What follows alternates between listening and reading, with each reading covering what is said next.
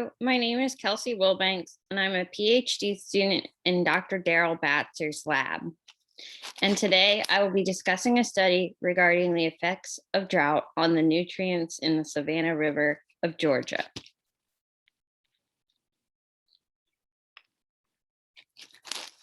Drought occurs naturally due to variability in rainfall. However, recent modeling based on historical records indicates an increased risk of drought in the future, which will adversely impact our water resources. Ultimately, the increased frequency of drought will alter hydrological regimes, which will have severe impacts on the stability of aquatic ecosystems, especially in terms of abiotic factors such as water quality. Further, anthropogenic influences, like the extraction of water for consumption, will exacerbate the impacts of drought on aquatic ecosystems and amplify the social, economic, and environmental impacts. Drought leads to longer water residence times and reduced water volumes, which can lead to higher water temperatures, lower dissolved oxygen concentrations, and increased ions. Water temperature has generally been shown to increase from 1 to 2 degrees Celsius, and in one extreme instance was reported to increase by 7 degrees Celsius. Dissolved oxygen has an inverse relationship with temperature and therefore generally follows the temperature trends. Additionally, concentrations of ions have been shown to increase during drought, which have been attributed to less dilution of saline groundwater and increased concentrations from evapotranspiration.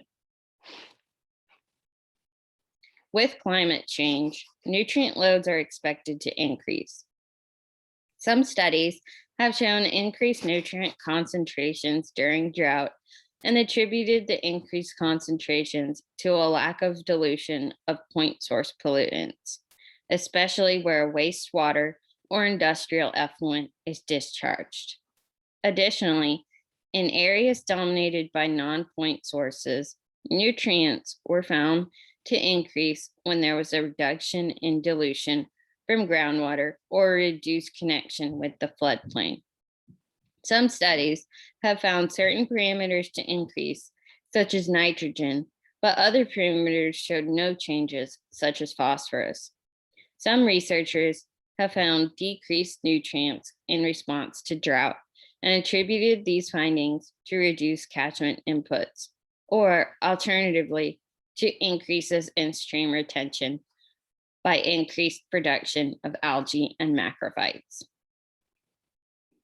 We hypothesized that water temperatures would increase and dissolved oxygen concentrations would decrease during drought due to flow reductions, and the combination of increased temperatures, decreased oxygen levels, and reduced flows would then increase the concentrations of dissolved nutrients and carbon.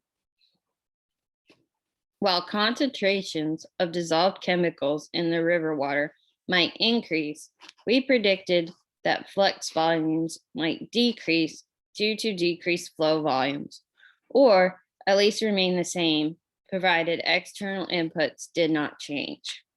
Our study compares physicochemical attributes such as temperature, conductivity, pH, and dissolved oxygen, nitrogen, such as total nitrogen, nitrate plus nitrite, ammonia, total phosphorus, and carbon between hydrological drought conditions and hydrological normal conditions at 5 sites on the Savannah River. Our study sites were located on the Savannah River. The Savannah River is a major river in the southeastern United States and forms a border between the states of South Carolina and Georgia. The natural hydrology of the Savannah River has been greatly altered by dams, with the largest of the dams, Herman Dam, being located upstream from our study area, and ultimately affecting all flows in the lower river to some extent. 5 study sites were selected for this project, located in the middle and lower portions of the Savannah River. All sites were located downstream from Thurman Dam, but sites 1 and 2 were above New Savannah Bluff Lock and Dam, and sites 3, 4, and 5 were located below New Savannah Bluff Lock and Dam. In Georgia, 2006 to 2008 was characterized by large precipitation deficits. Drought data was obtained from the U.S. Drought Monitor, and we found that the 2006 to 2008 study period was significantly drier for all drought metrics. Therefore, the 2006 to 2008 study period encompassed significant drought conditions, while the 2016 to 2019 study period was hydrologically normal. Discharge data was gathered from the U.S. Geological Survey gauge closest to each site. Discharge was found to be significantly different between drought and normal periods across all sites. Discharge was approximately 27% lower during drought than the normal period. The current Savannah River drought plan establishes a minimum daily average release from Thurman Dam of 1,076 cubic meters per second. This minimum was established so that municipalities and industries downstream of the dam would be in compliance with state permitting requirements for the dilution of wastewater and to ensure adequate river flows for industrial water supply. Thus, it is likely the reason for such a small percent difference between the two time periods. We collected field measurements and discrete water samples from February 2006 to January 2008, and from May 2016 to December 2019. Field measurements of temperature, dissolved oxygen, pH, and specific conductance were collected using a YSI multi-parameter sonde. Following USGS protocol, samples were collected in the field using non-isokinetic pump sampling methods. A portable pump was used to collect a depth integrated sample by continuously lowering and raising the pump at a constant rate vertically in the water column. One vertical sample was obtained in the well-mixed areas of the river for each sampling event. Samples were collected in acid-rinsed polypropylene bottles, stored on ice, transported to the laboratory, and processed within 48 hours. In the laboratory, samples were transferred to a churn splitter to ensure the sample was homogenized and the particulate organic material was evenly distributed. Water sample aliquots were separated for each analyte and preserved with sulfuric acid to a pH less than or equal to 2 for subsequent analysis. For dissolved organic carbon, samples were filtered through a 0.45 micrometer filter prior to analysis.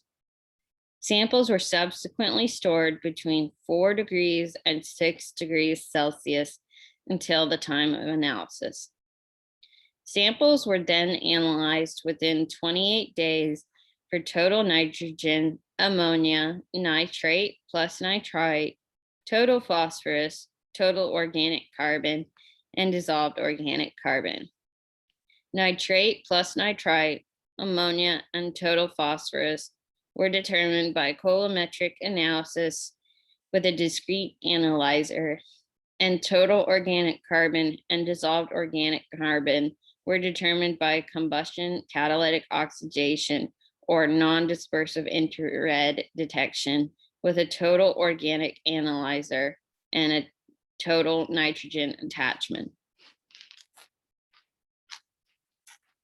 To assess the effects of discharge on nutrient concentrations, mass flux was used to account for reduced flow rates during drought, integrating concentration and daily discharge averages.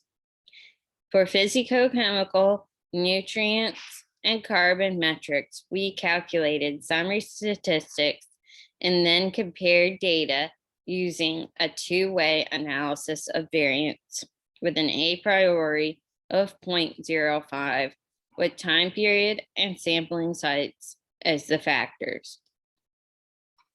If metrics were found to have a significant interaction between time period and the sites, a series of one-way ANOVAs were run to assess the effects of time period within each of the 5 sites. Our version 3.6 was used to run all statistics. Mean water temperature was found to be significantly lower during drought period than the normal period, shown in figure 4A. Dissolved oxygen levels were higher during drought for both concentration and saturation, shown in figure 4B and 4C. We found that pH was significantly higher at all sites during drought, shown in figure 5A.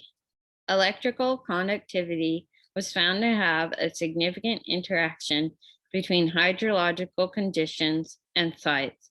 So a series of one-way ANOVAs for each site were used to determine impacts of drought. Sites 1 and 2 did not differ in conductivity between time periods, but sites 3, 4, and 5 exhibited a higher conductivity during the drought than normal conditions, shown in figure 5B.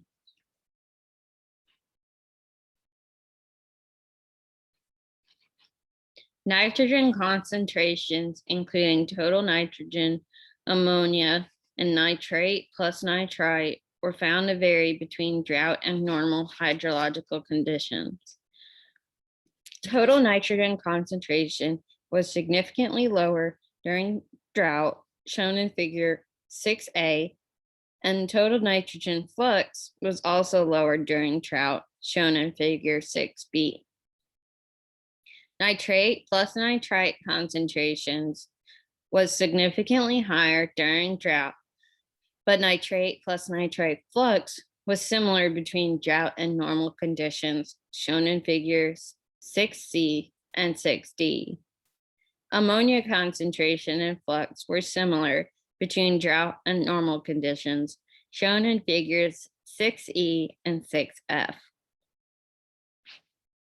Total phosphorus concentrations showed no differences between drought and normal conditions, shown in figure 7G. Also, total phosphorus flux showed no differences between drought and normal conditions, shown in figure 7H. Carbon concentrations and flux, including total organic carbon and dissolved organic carbon, were lower during drought conditions. Total organic carbon concentrations and flux were significantly higher during normal hydrological conditions, shown in figures 8A and 8B. Additionally, dissolved organic carbon concentrations and flux were significantly higher during normal conditions, shown in figures 8C and 8D. Dissolved organic carbon constituted 96% of total organic carbon in the Savannah River. We hypothesized that water temperatures would increase and dissolved oxygen levels would decrease due to flow reductions during drought. These hypotheses were rejected because temperature instead decreased and dissolved oxygen levels instead increased during the drought.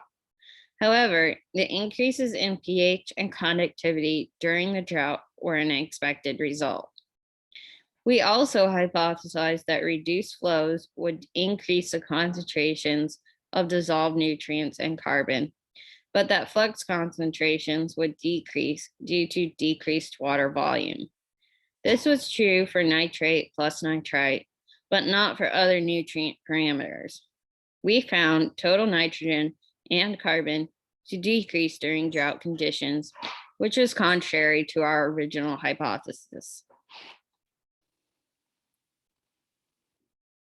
These complex changes could be attributed to a range of causes, including volume reduction, persistent point source pollution, reduced natural catchment inputs, and reduced floodplain interactions. These changes were likely very disruptive to aquatic biological communities due to a scarcity of some biologically essential materials and perhaps lower food resources combined with artificially high levels of some other potentially stressful materials. I would like to thank my advisor, Dr. Daryl Batzer, and I would like to thank Dr. Lori Sutter for her assistance with this project. I would also like to thank everyone that helped with field assistance and all of our funding agencies. Thank you for your time. I hope you all have a great conference, and if there are any questions regarding this study, please feel free to contact me.